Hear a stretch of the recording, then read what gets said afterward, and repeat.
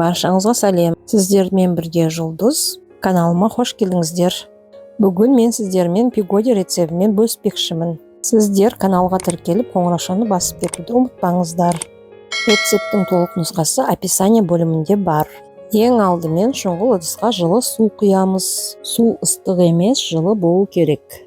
Оған тұз саламыз, қант саламыз. Оның шамамен 3/1 бөлігін қосамыз. Үстінен құрғақ ашытқы салып, барлығын жақсылап араластырамыз. 15 минуттай жылы жерге көтерілуге қоямыз. Апара көтерілген кезде қалған ұнды қосамыз. Сұйық май қосамыз. Барлығын араластырып, нан илейміз.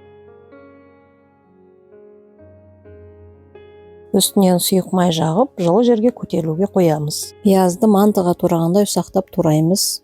Орам жапырақты да солай ұсақтап тураймыз. Қазанға сұйық май құямыз. Майды қыздырып, оған фарш саламыз. Фаршты түсі өзгергенше қуырамыз.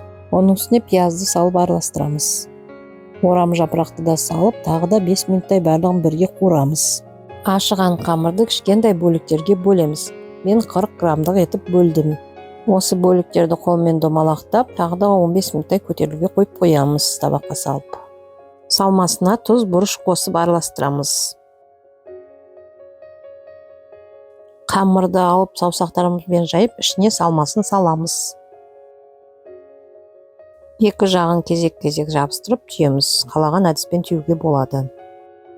Манты қасқандарын майлап, пигодиларды арасын алшақ етіп саламыз. Оларды тағы да 15-20 минутқа көтерілуге қойып қоямыз. 30 минут буға пісіреміз. Піскен пигодиді 10 минутта бетін ашпай қоя тұрамыз. Пигоди дайын. Видео ұнаса лайк басып кетіңіз. Келесі видеоларда кездескенше.